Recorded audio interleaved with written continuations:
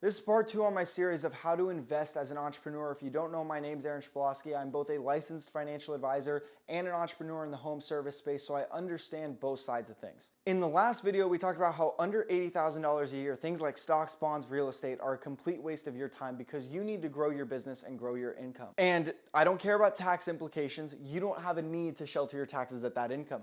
But now we're talking about the range between $80,000 and $250,000 a year. At this point, we split into two fields. We say that there are people that are older that might be satisfied with that income, in which I say, buy your personal residence and invest into stocks, bonds, and things like that so you have a retirement that's outside of just selling or passing on your business. But still, at this point, this is where entrepreneurs separate. The average entrepreneur makes something like $70,000 a year. And when they get into this range where they're actually making pretty good money, that's when they chill out. When in reality, you haven't been saving and investing like the normal W-2 employee before. Yeah, you have your business, but those don't actually sell for as great as people think that they sell for, especially because most people are in the local service business thing where you get super low multiples on your money. So at this point, I would say if you are under 30 or 35 years old, or you're just super ambitious, I would try to live off of as little as possible and maybe put some money away in a Roth IRA or whatever, especially if you're under that phase out period.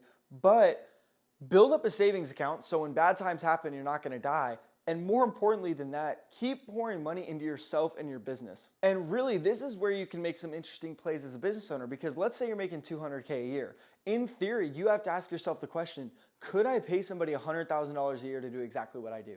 And if you're asking yourself that question, you get to say, well, maybe I can completely buy my entire time back. Technically, you could retire and live off 100 grand a year, or you could say, I'm gonna work on growing this thing to $1 million a year. So this is very generic advice. The older and the less you're really inclined to grow your business, the more you should transition to traditional investment methods. And the less old you are and the less really you're satisfied with your income, the more you should invest into yourself. But the most important thing is to not get happy at this point and to not say like, I'm making 200K a year and just like chill on that, when you could live like you're making 50 grand a year and now you have 150 grand that you can just go mess around with and go try to make more and more with. Whether that's into your business or into stocks and equities, that's your decision. But decide if you really want to grow and be extremely wealthy, or if you just want to be average. I go more in depth in all of this on the YouTube channel. Make sure to subscribe to that at A Shpolowski on all platforms and follow to see the rest of the series.